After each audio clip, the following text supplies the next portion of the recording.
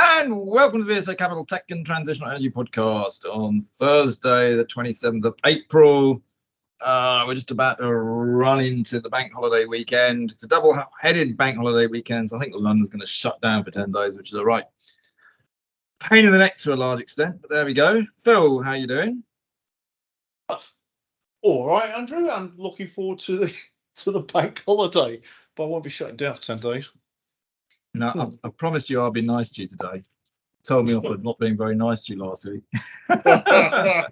Quite right too.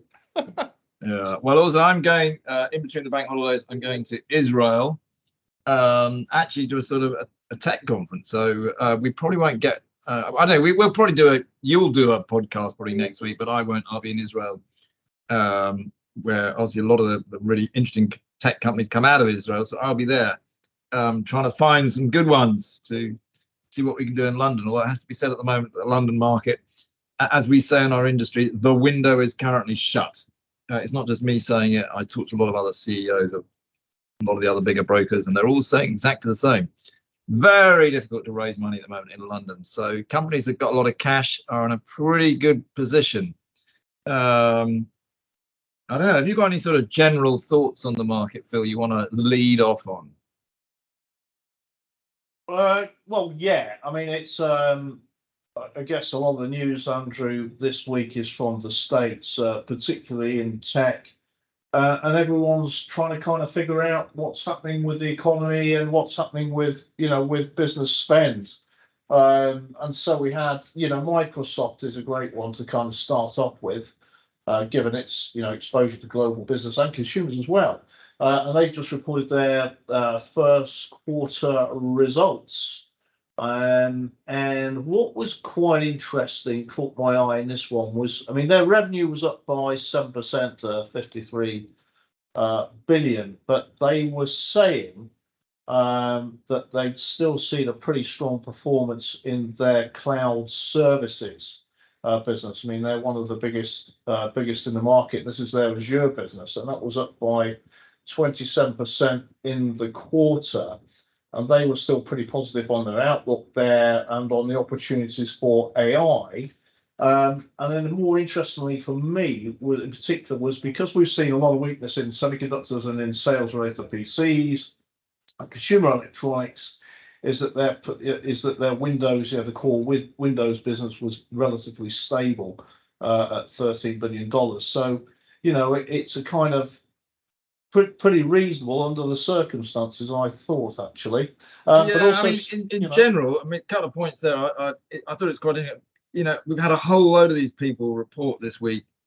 Meta, which is Facebook, Alphabet, which is Google. You have to be able to translate them, don't you? Yeah. And the results are all coming in from the States pretty good, above expectations. Likewise, you had a load of semiconductor companies reporting.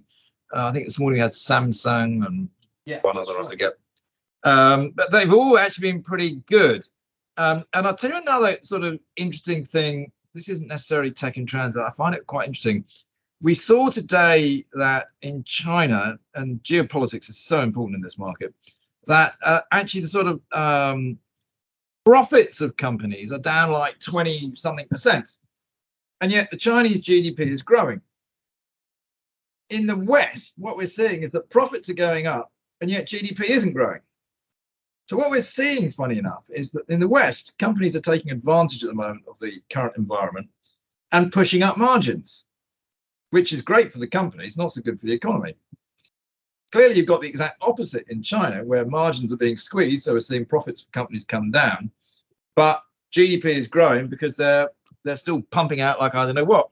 And I guess that's the difference between democracy and communism, is that in China, they're protecting the whole country and telling people, no, lower your margins because we want to protect the whole country. Whereas over here, it's the accusation would be that it's all very well for the rich get fatter, the poor get poorer.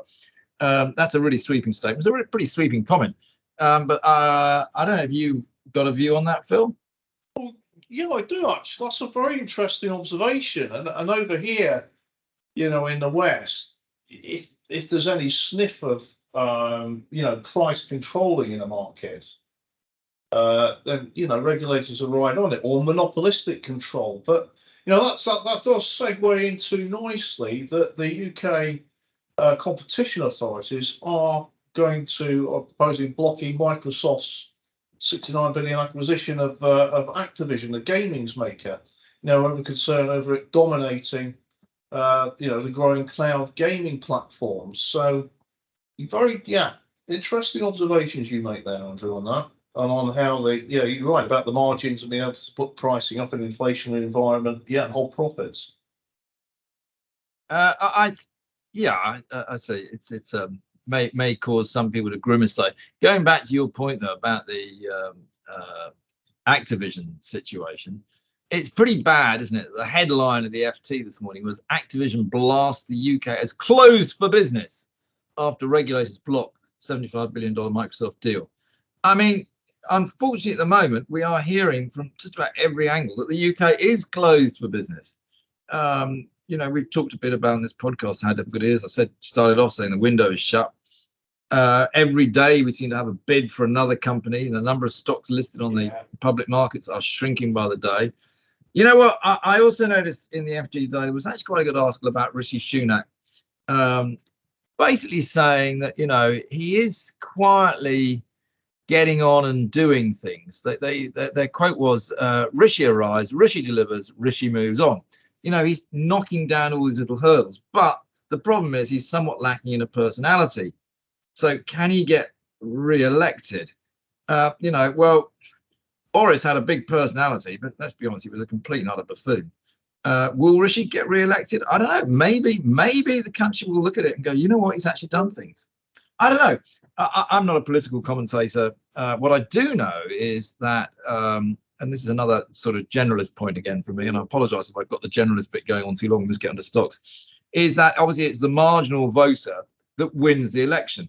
And I thought it was very interesting this week. We had a demonstration that it's the marginal buyer that moves the share price. I don't know if it was on your list of stocks to talk about, but Eco, I don't know, Eco had their figures or a trading statement, I forgot which one it was, one or the other, this week. And what was interesting was, if you look at it, it's got an incredible shareholder base, actually. Very, very strong. There's virtually no liquidity in it. All these shareholders just hold it. Just before the figures, it had actually fallen about 20% or so. Mm-hmm. On the figures themselves, it rose 20%. In fact, I'm just looking today alone, it's up over 7%. All right. Why is a stock that's held so strongly? It's like, I don't know, the statistic is quite extraordinary, moving so much when you've got very little free flow. Well, of course, the answer is it's the marginal buyer. So, and actually what I'm getting onto really, I suppose, with all of this is that, I will get to the point in a minute, don't worry. Marginal buyers are the key to so many things. And when you're looking at a stock, and particularly, you've got to say, who is the marginal buyer that's going to actually move that stock? Anyway, I was probably just waffling on there, and I bored everyone to death with some absolute. Look, I apologise if I have, right? But I thought it was very interesting. I don't know if you're going to talk about Eco, but anyway, there you go. What?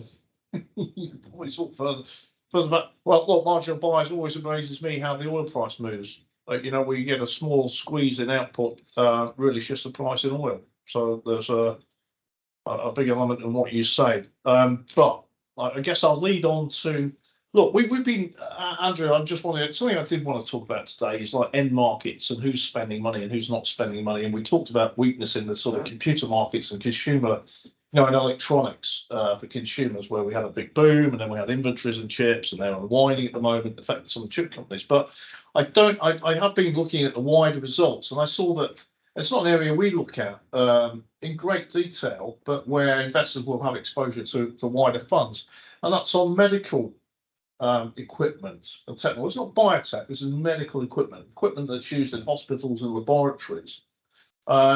And this is government spending money now, and research institutions. And Thermo Fisher, one of the biggest in the US, tickers TMO, They had their results, and they've reported, very strong spend particularly in laboratory spend, and in medical diagnostics. So that was interesting to see. Also, and on the economy, I was always taught when I came in the city to have a look at heavy truck tyre sales, because trucks are moving freight, and if the economy is doing well, lots of freight is moving. But Volvo reported pretty strong results last week. I saw that Daimler Truck have reported their first quarter sales with, they said they're going to exceed market expectations, and their profits are up from just under €1 billion to nearly 1.2 billion euros. And Caterpillar had a good set of numbers as well that they came out with, and of course you want Caterpillar from mining, but also construction, and benefiting from the Biden administration's infrastructure spend in the US. So that was kind of medical equipment and heavy transport, and that leads into Spectris. Spectris. One which we definitely discussed before, and also along the lines of Oxford Instruments as well. So this Q1 trading today, wasn't it? Yeah, it was. SXX is the ticker, 3.9 billion market cap. Nice run this year. New chief exec came in, Andrew Heath, was over 2 years ago now. But they've been, Spectris is a specialist in high technology instrumentation and test equipment and software. And as they quote, they are sold into the world's most technically demanding applications. So they have customers in aerospace, automotive, energy generation, environmental, pharmaceuticals, and they sell globally with a vast range of instrumentation. They sold off a big division last year, and that's enabled them to do a big share buyback. But they've recorded quarterly sales up 24% on an organic basis, and with a book-to-bill of over just 1 times, with strong demand from life sciences, pharmaceuticals, but interesting for me also semiconductors. Semiconductor makers, we've seen strong demand there, and in automotive. But Spectris is going very well, increasing its margins, and has a nice amount of cash on the balance sheet now to do further things outside of the share buyback, in terms of R&D investment and M&A. I'll tell you what caught my eye about that Q1 trading statement was they actually said that they expect the weighted profit to be higher than normal in the first half. Yeah, I don't know whether that's going to catch people out. And actually, on a sort of opposite side to that, we had Molten Ventures today gave a trading update, and what they said was that they see signs of stabilisation in the second half. Sounds like a bit like a football match. It's all about which half you're playing in, doesn't it? Is it? Well, there's a lot of this timing going on, and part of the reason is, especially in tech, is inventories. Is like, in COVID, so many folks built up so many inventories in different areas, be it across semiconductors, components, whatever. A lot was built up because, remember, of all the supply chain crisis globally, and now there's a bit of an unwinding going on. But also it's, for some of the automotive makers, for instance, suddenly they could get hold of bits that they couldn't 6 months ago, and hence, we're seeing revenues rising in certain areas. So yes, but always look at the timing. Absolutely. So there we go. So that was good. AB Dynamics, keeping on automotive, because ABD, 400 million market cap. They have interims, and AB Dynamics tech is used to develop new vehicles. So they will make driving simulators, driving robots. This is to drive cars around proving grounds where you don't want a driver in there if the thing is going to crash, and test it out. Soft targets for testing cameras on cars that identify pedestrians. Also, you don't want to do that with real pedestrians. So they have inflatable targets. Anyway, still seeing good demand in automotive. Their revenue was up by 30% against the first half, and they said, and we always look for this, 14% was organic growth. Don't split out the difference between sort of price, volume, and inflationary pricing there, but nonetheless, it's 14%.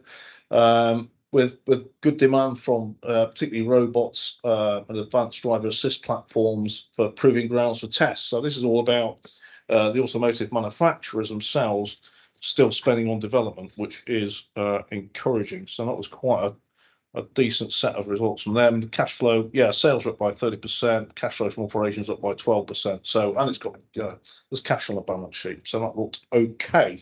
There was, moving on to software, RWS Holdings, which we discussed, big translation company. A ticker, well, its ticker's RWS, market cap is 935 million.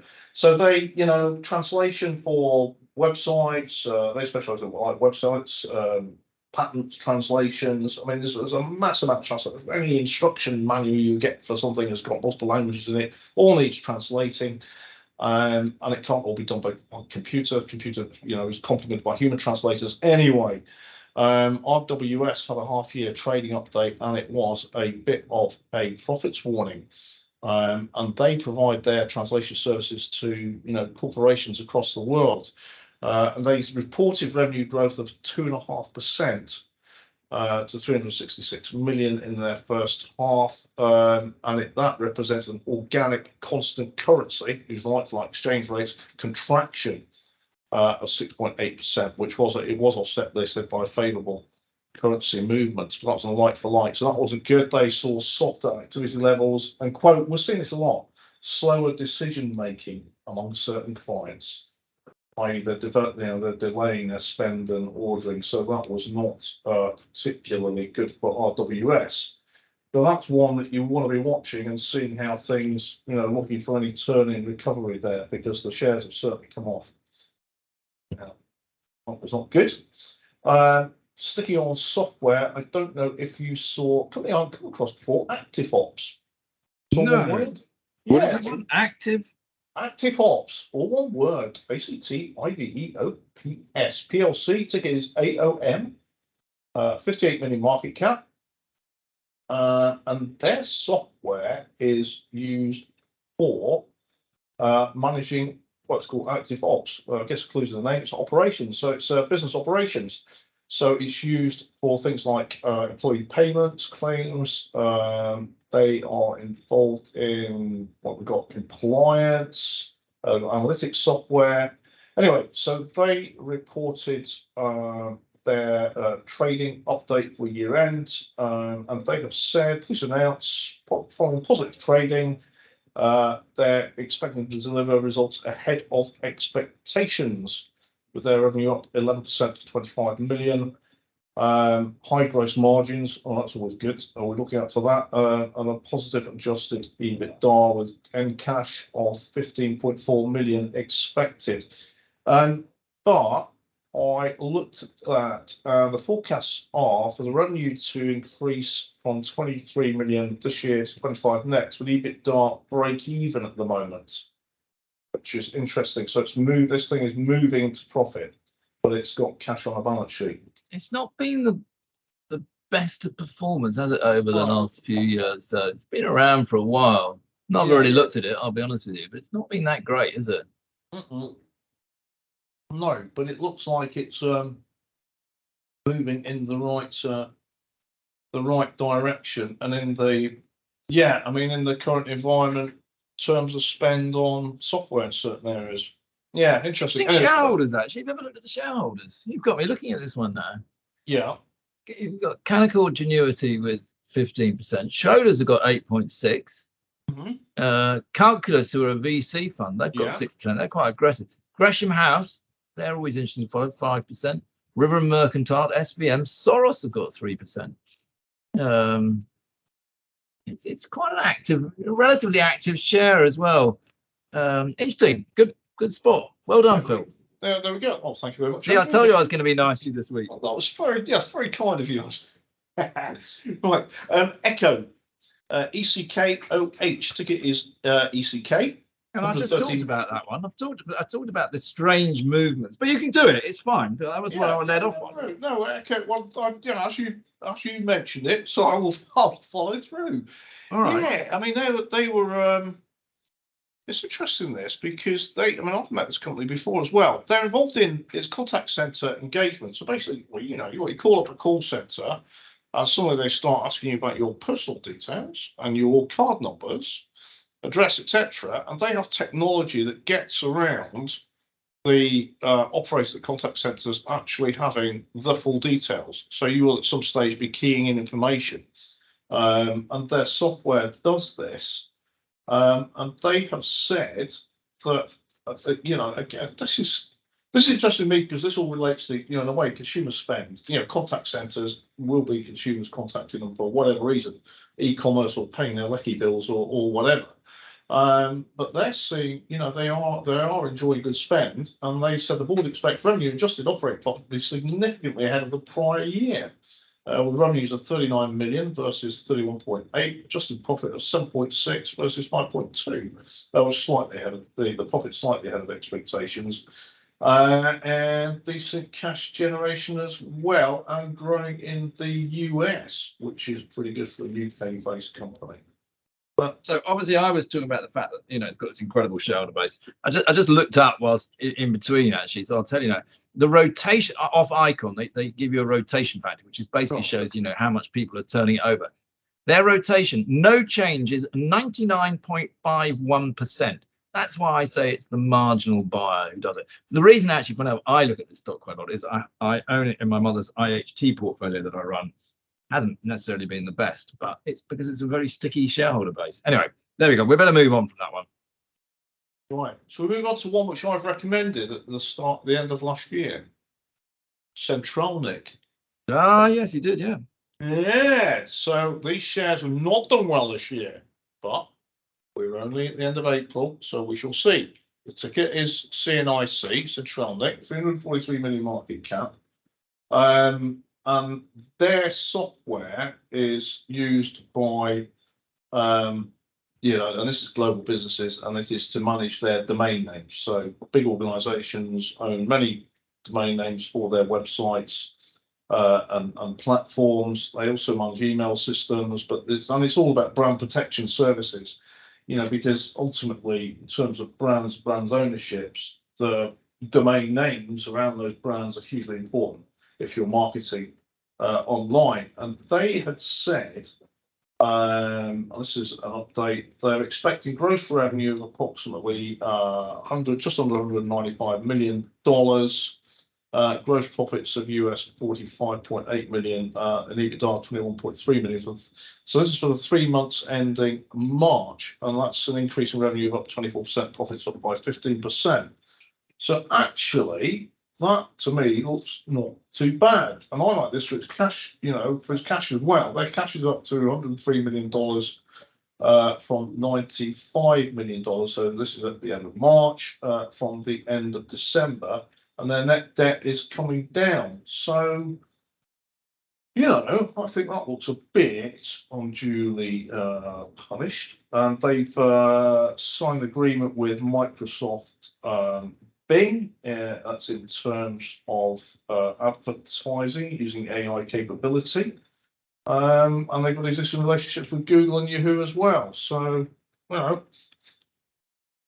view is that looks all a bit overdone on the share price, I would say. There were a couple of others actually you've talked about a bit in the past, which didn't look that exciting. One was Carrero Network Security. I mean, they made a tiny profit, $400,000, but the cash seems to be flying out. Yeah. Tricky to get excited about. And the other one was Red Centric, which you've talked about in the past. Do it was one of the most confusing RNSs I've ever written. I wish people would think about when you write an RNS, make them nice and easy to read. A lot of us read them at 7 o'clock in the morning, trying to get a quick glimpse of it. Make it easy for us, all right? Don't try and confuse us and have the real meat of it on page 39. Get it up front. That is a very fair comment because, we're both doing this at 7 o'clock in the morning. And this one I did have to read in some detail, get through the electricity prices, impact on their data centers, the fact that they managed to fix that and secure, proper rates for them. And then they give an estimate of FY revenues and profits, which, revenue of 160 million and EBITDA expected of 29 million. That's, not unduly. It looks reasonably decent, but it took a long time to get there through that announcement. Well, it took a huge amount of time, and what they were basically saying is, if it wasn't for the electricity price, everything would be okay, and it'll all be right by 2025. Oh, flipping it, Phil, that's miles away. Anyway, there you go. Write your RNSs more sensibly, please. Yes, I would be happy to assist. Right. So in summary, just looking across the sort of tech results that are coming through in the sectors at the moment, it is getting very interesting to see what's coming out. And certainly automotive investment itself and development of new automotive vehicles seems to be being maintained, which is a good thing. Spend on pharmaceutical and healthcare related tech, and I don't mean, you know, the biotech itself. I mean things like software, like test equipment that's going to those sectors. That seems to be holding up pretty well as well, as does spend on industrials. So quite interesting to see how the sectors are panning out as we go through the current economic environment. Well, it is, and it's still very confusing. But hey, maybe we'll take the summer off. Everyone will get a clear head, and then we'll come back and happy days. I hope so, because I agree with you, Andrew. Yeah, it is confusing at the moment. Anyway, we'll keep trying to make sense of it all and chat about this with. So there you go. That's enough, isn't it? I think we're done. As usual, if you don't disagree with us or you want to make a comment, please just let us know. If you want us to talk about a particular company, just let us know. And yeah, we'll. Phil will be back next week. I won't. Excellent. Well, I look forward to putting the podcast together next week and try and make sense of it. Very good.